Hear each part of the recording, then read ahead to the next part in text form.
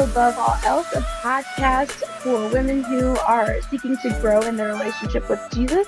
I am Brianna Frajowski here with Jen Kish and Emily Bird. And ladies, it is a great day. How are you both this day? Emily, how is it going down south, further south? We have been unbelievably busy the last few weeks, and I was telling you guys earlier. I went to bed last night at 10 minutes after 8. I haven't been to bed that early in years, but I have been a tired mama. But it's been such a good few weeks. We had VBS all last week, and there were 63 kids who accepted the Lord, and it was an incredible week. And this week, I've got two of my girls gone to camp, and we've had a lot of company staying with us for the last 3 weeks. But today, there is nothing on the calendar. And I'm so excited. So Aaron and I may go to the pool in a little while, and we needed a day of rest. So today I am great, but if you had asked me yesterday, I would tell you I'm dragging. But it's been all good stuff. So the Lord is good and He is gracious, and I'm so thankful that He's given us so many people to love on and to keep with us, and to see His hand in Bible school and what He did last week. So I'm joyful this morning, but even though I'm tired. There you go. You can be both. There's room for Yes, both. It's okay. absolutely. Oh, Jen, what about you?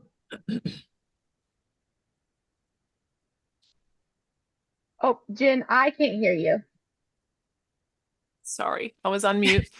Um, we're good here. We have been actually taking it kind of easy this week, and we're getting ready to go to Greenville for the weekend. So I'm going to be packing the rest of the day and getting ready to travel. But things are good here. Nice, calm week at the Kish house. So I'm Nice. thrilled for that.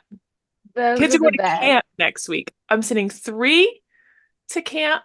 So at my house, we only have 3 kids here. I won't even know, and one's an adult, so only really 2 kids here. So I won't even know what to do with myself. But I'm looking forward.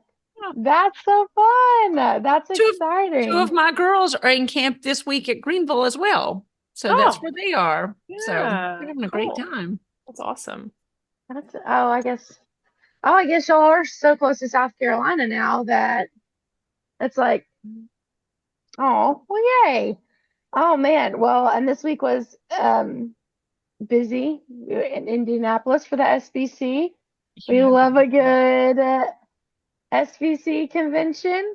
Um, But Indianapolis was beautiful. It's the first time I'd ever been there. I've like driven around through that kind of thing. First time I'd ever been there. It was actually really nice. I mean, not that I thought it was going to be, just gross, but I had never been there. And so today is actually the first day that we don't have anything on our schedule either. And so today is my catch up on all the laundry, clean out the garage. I've got some pretty lofty goals for today. Um, that I might do one of those two things. I don't know. We'll see. But yeah, so it's exciting getting ready for going out of the country in a couple weeks on a mission trip. So Right. just turning around and leaving once we come back. So um so today is, I think, a much needed conversation. And I think an important conversation because I work with young adults and I teach sixth grade. And so I see these things every day. But today we're going to be talking a lot about phones, social media, those kinds of things. And as parents, as moms, as future parents, as grandparents, as women who know a child and desire for them to walk with the Lord, like, how do we navigate these waters? Because things have changed. So there was I can't remember where I heard it. It might have been a commercial. There's a good chance it was a commercial. But somebody said something about like in the next 5 years, 90% of everything you see online will be AI generated. And yeah, and as a science teacher, obviously I love that we can use AI for good things, for good things. Um, but we know that technology is just changing. It's different from when you guys were growing up. It's different from even 15 years ago when I was in high school. And it's a lot has changed. Mm. And so I think having a conversation about how we navigate these waters, once again, not just as parents, but as grandparents, as church members who are leading and serving with younger generations, like how do we do this? What do we need to know about each other, right? If we want to know, or if we want to best attack, not that social media is the enemy, it's just a tool that the enemy uses. um but if we best want to defend against it, we have to know, right? We have to know what the Mhm. enemy is coming at us with. Jen, I know you have some pretty intense statistics about some social media applications. Can you just, I guess, start us off with those, and then we can kind of dive into how we navigate it. What does that mean for us? What does it look like for us? I hope that that's not too broad. I don't know. I'm just like, tell us all the things. No, I got you. I got you. Well, cell phone use in children is something that I've been researching and writing about on my own blog for, I don't know, over 5 years now. It's always been something that has been a huge topic for me to study and learn about because I struggled so much with my own self with a cell phone, right? So I also think, Bree, this might be a good place to warn mamas that this content is going to be very different from our other podcasts. And if you are used to listening with your little kids in the room, that this may not be the podcast to play out loud. You might need earbuds or just to be aware of the content in this one. But I initially, years ago, I remember when, I don't know, this must have been in like 2012 or 13 or 14, that I became very aware of how much time I spent on my cell phone. And I had little babies, so it was my, like my nap time scroll or whatever. And at that time, it wasn't even the social media apps or the things that we are really going to be focusing on today. It was just pure addiction. It's just scrolling to see what everybody else is doing today. And it really was more social back then, to be completely honest. There was a lot of communication between my friends and my family. It was a lot more talking and interacting than just scrolling. I agree. That has changed, hasn't it? I Mhm. find myself now even like I used to wonder, well, why does it, I wonder why people don't comment. And now I've even find myself that I'll just scroll and I'll read something and take in some information from a friend, but I won't even stop. So our even the way that we use it has changed. Mhm. So anyway, I became aware of my own overuse of my phone. And so that's when I began like digging into how are these phones changing us? And so more recently I have begun to focus within the last 5 years is how it's changing our kids, how it's impacting the next generation, and the middle, like I guess your age group, Bree, like 30s, and then the kids that we're raising in our homes. And that's also, like you said, two very different things. Um, so just from talking with mamas, I have a lot of opportunity to talk with moms online, because I write about this so much. And then I also have recently, in the last couple weeks, been talking to mamas face to face who are dealing with these very same things in their own houses. It's kind of like you always think it's out there in the world somewhere, but I'm going to tell you, it's right here with us. Like it is probably happening under your roof to some extent. Um, and we don't say this in like a fear-mongering way. We just want to educate parents and help them understand, because I feel like mamas fall in two camps. There's probably a lot more, but in my mind, it's two camps. It's either they live in the my child would never camp, where Mhm. they think their child is sweet and honest and wholesome, and and I I mean, I'm just gonna tell you, sweet and honest and wholesome kids make mistakes too.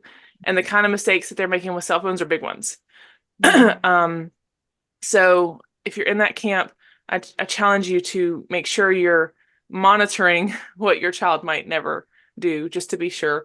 And then the second camp is the mamas who are just completely out of touch with the tech. Like they hear the names of the platforms their kids are using, like CapCut and Snapchat and things that seem okay. But then when you start digging, I said CapCut, and that's like a video making app that one of my kids asked for. So I looked into it. Well, it's got TikTok embedded in it, and it's just photo editing, and they want to make videos with them and things. And it seems like, oh yeah, sure, I'd love for you to express your creativity in that way. But then you get in that app and you find out that they can scroll the reels the same as they could on TikTok. So there are just things that we need to be aware of embedded in all of these apps. So as far as the statistics go, we just Googled some of them to kind of make sure that we had a good understanding of what is actually happening with cell phones and kids. So, this is statista.com. And again, we were just pulling this up here together and not like formally digging into tons of research. Okay, I had a whole listing of them. Of course, it's not here right this second. Bree, you want to give me a second? I don't know what you're gonna do, but give me a second. Yeah, for sure. Well, and I think that like you mentioned CapCut, and honestly, when you said that, I wasn't thinking, oh, you can scroll reels. I do know that TikTok, like when you go to make a TikTok, you can actually click a CapCut button. Right? Am I saying CapCut? That's what. Sorry, there's so many words that are coming out of my mouth right now. TikTok.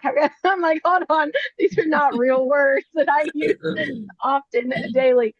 And so, like, I didn't realize that you could scroll the reels. I knew that I don't even want to use the word partner because partner is, they do partner together, but it can be embedded, and it's such a, what's the word I'm looking for? It's almost appears innocent, right? Like, oh, I'm just going to be making these videos and putting them together. I have students I know that do stop motion videos, and I love my sixth graders for their sweet stop motion. But knowing that they might be using CapCut to edit these videos now makes me nervous. Now I want to like call their parents and be like, "Hi, I love your kid enough to say, don't let them use this." When in reality, it's his sweet dinosaur stop motion that he's doing. Like, Lord forbid him be exposed to something in sixth grade that is not dinosaurs and stop motion, like such an innocent thing. And I don't know if you have your statistics. I'm sorry, I don't want to keep talking. Sorry. No, yeah, no, that's good. And you're right. And that is the thing, is that that is the education piece of it that we need, is that parents need to know what's embedded in the apps that their kids are using. So, and this is what is alarming to me, is that we know that your child may not be the one sending things, but what are they consuming while they are scrolling? So as fearful as I am for the children who are sending these pictures, these stats that I'm going to give you in a minute, I'm also concerned for the young teens who are scrolling, beginning to think what they're seeing is normal sexual behavior. You know what I'm saying? Like, we're having a lot of just really perversion, and I mean, the whole world is in their hands. My husband says that we handed our kids a loaded weapon. That's how he describes a cell phone. And it's so true, because if it's not if it doesn't have some boundaries or some guards on it, they can access the entire world. But anyway, so just talking about what they are sending on platforms like through text messaging or Snapchat. It says at least 1 in 4 teens are receiving sexually explicit texts and emails. So 25%, right? That's astonishing to me. And this is not, it doesn't give us, it says the average age is 15 in this study. Participants ranged in age from 12 to 17. So this doesn't include, even like your 18, not college age. Mhm. This is just teens. So 1 in 4. So 25% of 15-year-olds are sending nudes. 25%. At least 1 in 7 are sending, or oh, I'm sorry, that was receiving. The 1 in 4 is receiving. 1 in 7 are sending. That's Sending. insane. More than 1 in 10 teens are forwarding sext or nudes without consent. So that means if your sweet little girl sends a picture to her boyfriend, then he could send that on to anybody he wants. And I think it's Without their important consent. to say here that, and I know we'll talk about, but like Snapchat is one of these platforms where you can save things. They disappear only if you have your settings set up to make them disappear. The sender can send it to be available in like infinitely, like that's an option. But you can also, let's say you send something to someone, they can save it. Do you get a notification about that? For sure. But what are you going to go, like, is your teenager going to come to you and be like, Mom, I sent this picture to this boy and he saved it? No. Right. Like, Right. sorry. I'm sorry. I'm a No, little, and which that I'm a that leads me to little, a question though, Bree, because you can also capture the image from a screen with another device and that person yeah. won't know. Is that right? Yeah. Yeah. I mean, just take a picture of another screen. Yeah. Yeah. It's like Yeah. it's almost like taking a snapshot, but you didn't take it from your phone, so they don't know. Right. So then Oh there's yeah, no way to know. Yeah. yeah. Okay. And then so 1 in 10 are forwarding without consent, and then 1 in 12 teens have had their nudes or sex sent forwarded without their consent. So 1 in 10 are sending those without asking permission, and then 1 in 12 are having their own pictures sent without their consent. So one of the things it says that I think is this particular article that comes from healthcentral.com. It says when young people sext, they often lose control of the situation quickly. And I think that's the whole thing here is recognizing that, hang on, my computer's gonna die. It's recognizing that once that picture is out there, you no longer have any control over what it's being used for or where it's going, because those pictures can be sold. There was a school that I knew of that there was a ring of people who were encouraging guys to get pictures from girls, and they would get them and then they compiled them onto a what do you call the USB. yes, a USB, and they were selling them. Yep. So these aren't pictures, the old pornography was pictures of girls you were never going to see, you were never going to know, they're out in Hollywood or somewhere. But these young men have access to pictures of the girls they walk the halls with. Yeah. This blows my mind that this is where we are in society. What have we done? What have we allowed? And again, not in the way that I don't want to make you fearful. I want to empower you to make sure that you are in charge of your child's cell phone use. I know that there are so many moms who say, well, but that's their privacy. No, cell phones are not private devices. It's not. I mean, even if you think, well, it's got my private information, yes, but this is all public. What you're putting on social media or what you're sending to your friend, that's no longer private. A diary is private. Get your child a pen and paper. Let her have somewhere where she can write privately, but a cell phone is not a private device. It wasn't created for children.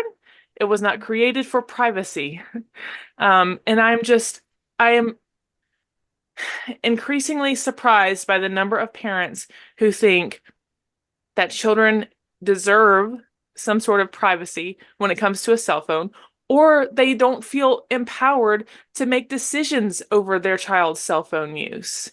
So that's, I'm going to toss it to Emily and find out some things that they do in their home, because I could soapbox, like this is my soapbox. I could be here all day.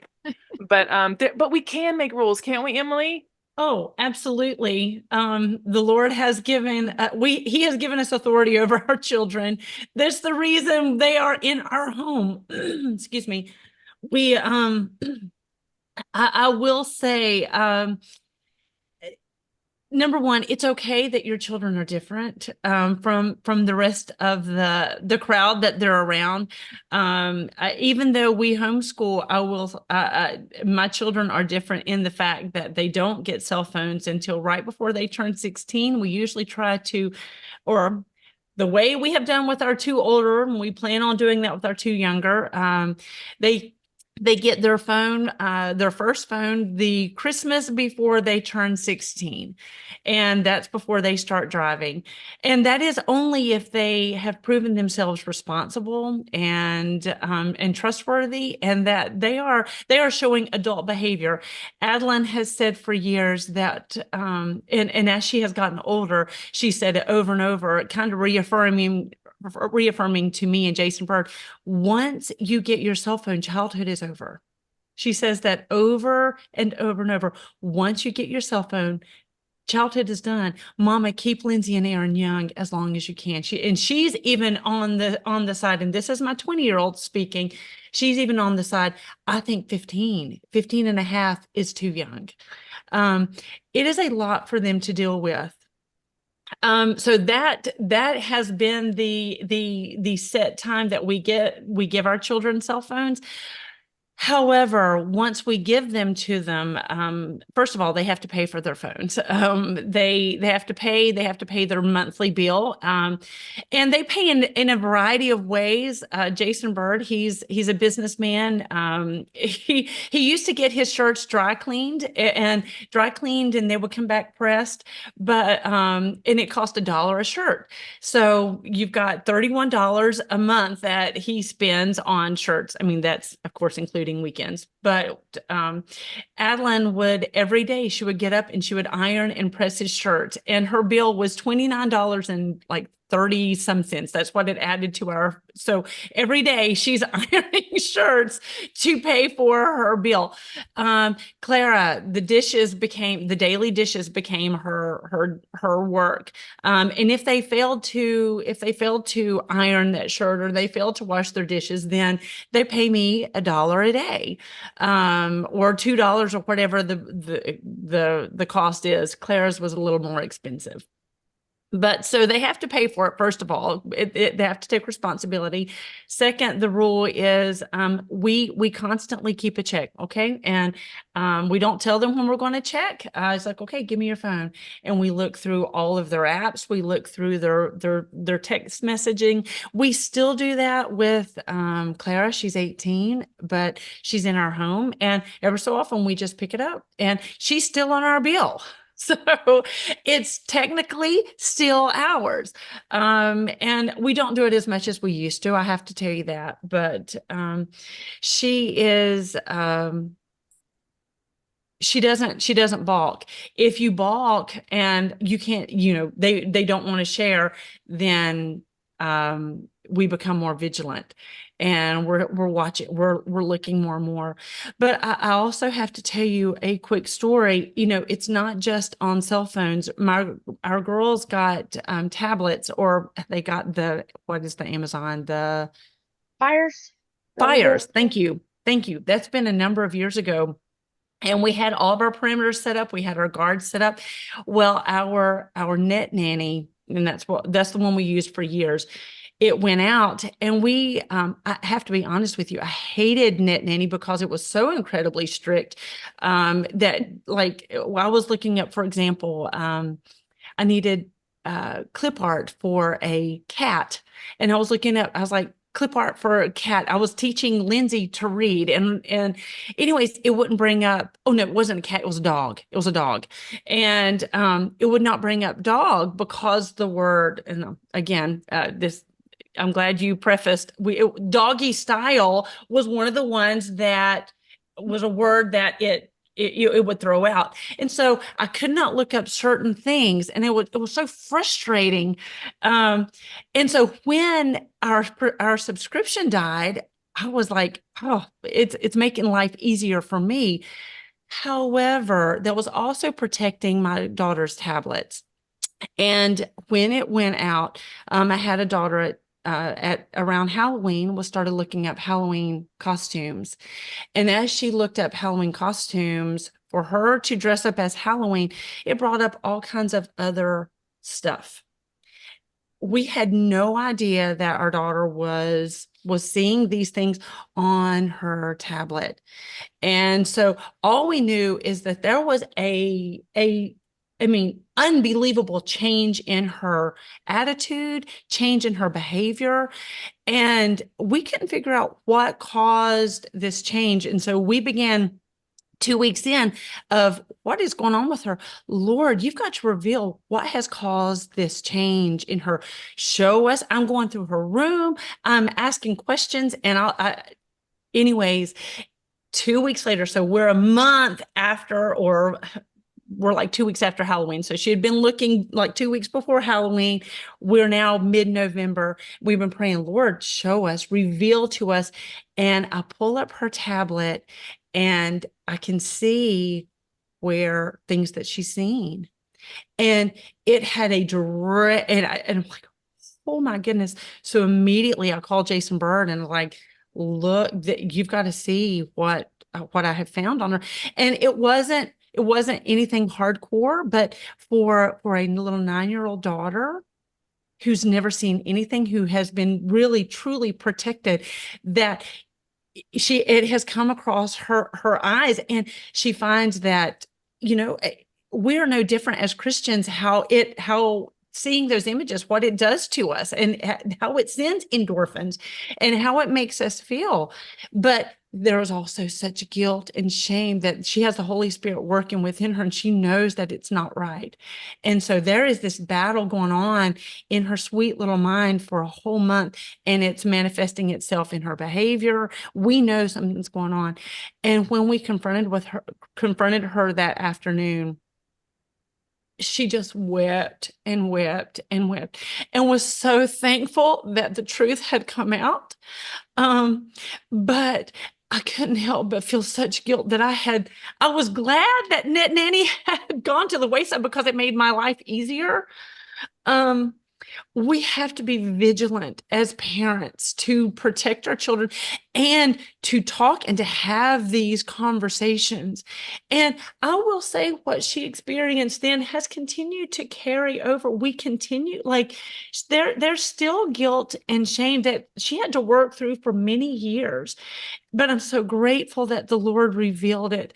And how can a person stay on the path of purity? By living according to his word. We have to fight the devil with the word. These girls and boys that have been put into our homes, they have to know the truth of the word. That's the only way they stay pure. And we have to have really hard conversations. And when our children have failed, and because they don't have to go looking for it, the devil finds them. It's not like when we were kids and you had to go look for a pornographic magazine to find it. It's here and it is searching for us. It will find our children. We can't live under a rock and think that they're not going to be exposed.